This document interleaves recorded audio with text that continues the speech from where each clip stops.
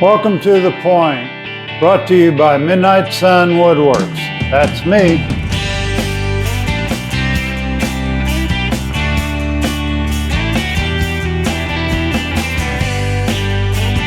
Usually when you start up your CNC machine, it's going to ask you if you want to home your machine. And for the most part, it's a good idea. But for me, I always just cancel it.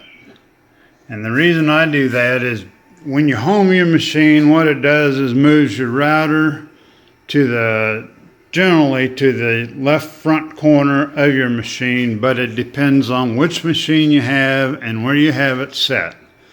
But most of my cuttings are within the cutting parameters of my CNC machine. So by canceling it, then I come up here, put my probing block to the corner of my piece of material, probe it, and then do my cut.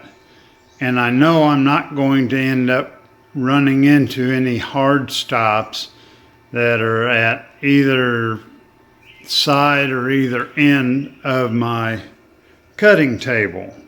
Now, if you're surfacing your spoil board, or if you have a project that is close to the limits of your machine, then it is best to home it first.